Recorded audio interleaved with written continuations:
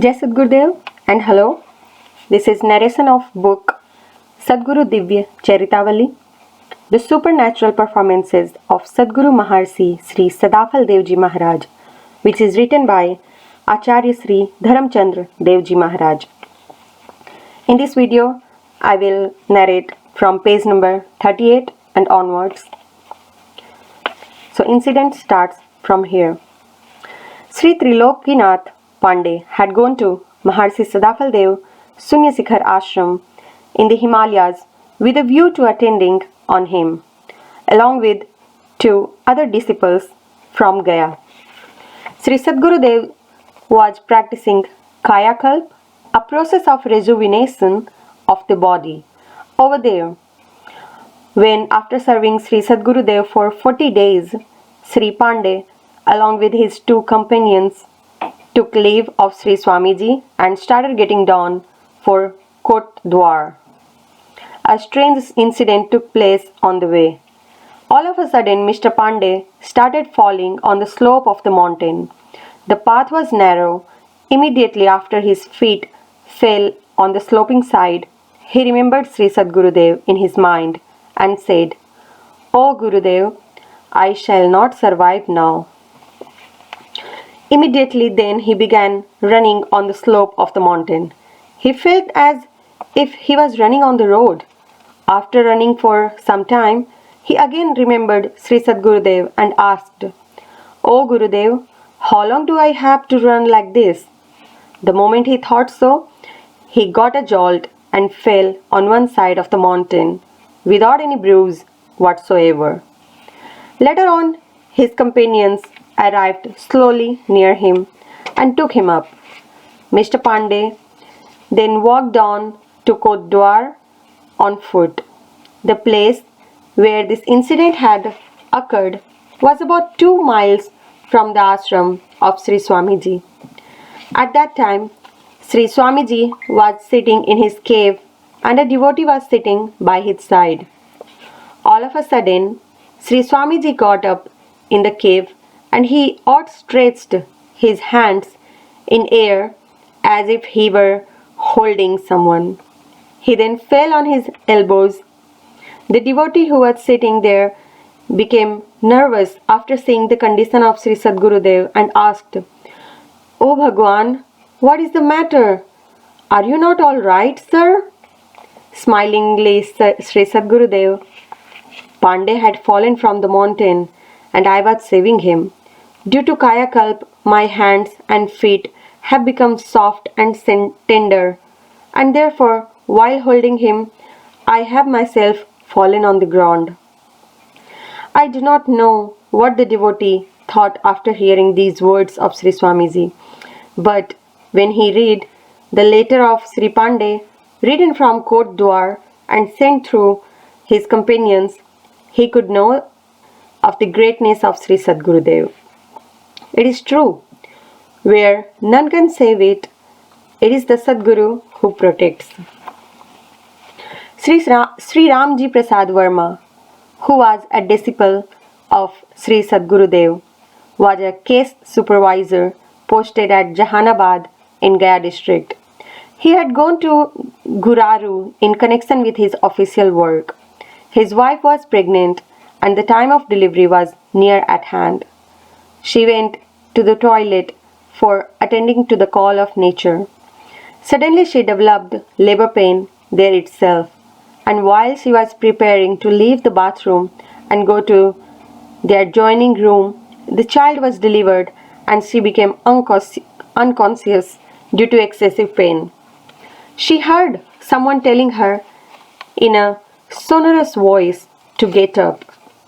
Her eyes opened and she saw a white-clad, robust saint standing before her.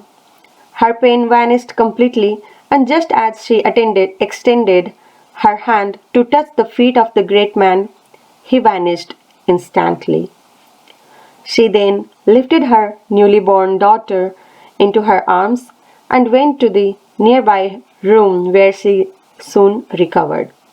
On that day, Sri Sadguru Dev was at village Indara in Azamgarh district of UP.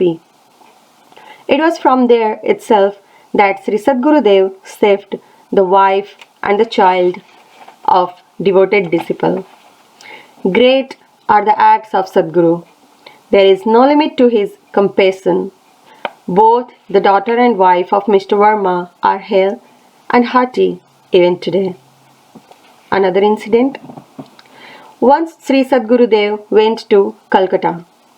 He had planned to stay there for a week and do the propagation work of Brahma Vidya.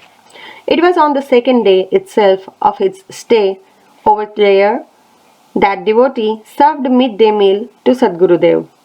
All of a sudden, he became despondent and started saying in a sorrowful tone that a lady was crying for him at a far off place. How could he then take a meal? Her relation was dead. He immediately ordered his attendant to pack his luggage. He said that the program of propagation at Kolkata would be redrawn up at some other time, and he left for the place of the body of the lady devotee. Sri Sadguru Dev Ji reached the devotee's house next day without any information. Sri Sadguru Dev saw the lady disciple through his kind and compassionate eyes. Her husband had died and she was crying for Sri Sadguru Dev in deep distress. That lady disciple is still living at Muzaffarpur in Bihar and leading her life in remembrance of God as taught by Sri Sadguru Dev. Next incident. Sri Sarojvasini Devi is a very devoted disciple of Sri Sadguru Dev. Once when she had gone for a dip in the Ganga at Varanasi, she fell down from the stairs on the bank. She sustained severe injuries. She remembered Sri Sadguru Dev from the core of her heart. At that time, Sri Sadguru Dev Ji had gone to attend the Bharat, the marriage party of a disciple's son. This disciple, whose son was being married, was an employee of Srimati Sarojvasini Devi. When she fell down at Varanasi, Sri Sadguru Dev told the disciple that Sarojvasini was in distress and that he should go to attend on her. Since it was the marriage of his son, he did not pay heed to Sri Sadguru Dev's advice. Sri Swamiji then secretly left the Bharat and came over to Sarojvasini at Banaras. When people there in Bharat started searching for Sri Swamiji, he was nowhere to be seen. It is true that Sri Sadguru Dev always keeps his merciful eyes on disciple and saves them from hazards. Next incident.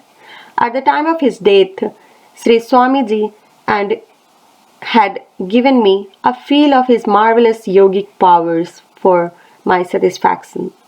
I had a firm conviction in my mind that a yogi is a knower of all the three phases of time, the past, present, and the future. Was Swamiji a yogi of this order or not?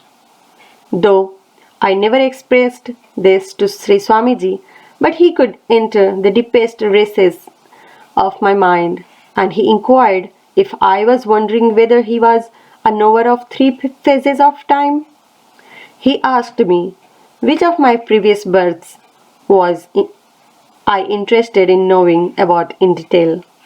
He said that for doing all this he had to stoop low to the level of his physical zone. I kept mum, and he then started laying many things about my several previous births. He also prophesied a number of future happenings in my life which came to be literally true for many years after his death. Next incident. Sri Swamiji gave a very illustrative example. You are moving in a train.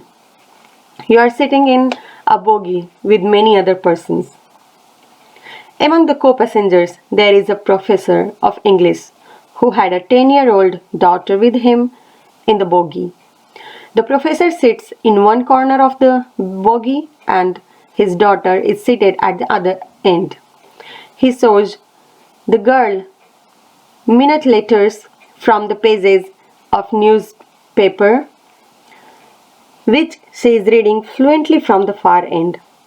Every passenger is wonder-struck at this faculty of the girl. You are also astonished and are thinking in your mind as to whether Swamiji knew these signs or not.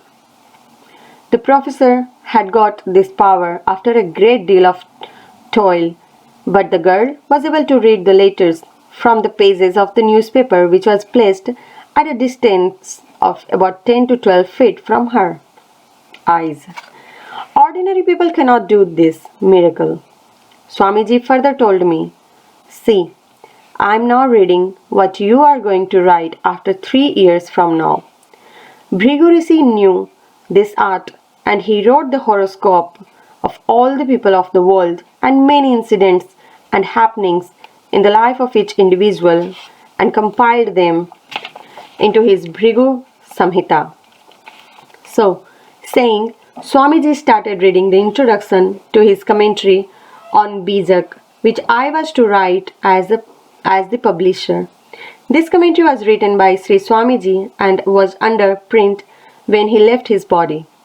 After 3 years, when the book was being published and I was writing the publisher's note, it all happened exactly as Sri Swamiji had read at that time. While writing the introduction, I wrote that Swamiji left his body while seated in a posture, and then I struck down this line and wrote again that he left his body while seated in Yog Mudra. I remember that Sri Swamiji had told me at that time itself, "Why are you writing that I left the body while sitting? You must write that I left the body while sitting in Yog Mudra." This is a direct proof of great powers of a yogi, the knowledge of which I received from Sri Swamiji. Jai Sadguru Dev. I reached to page number 46. I'll continue in another video. Till then, Jai Sadguru Dev. Stay blessed.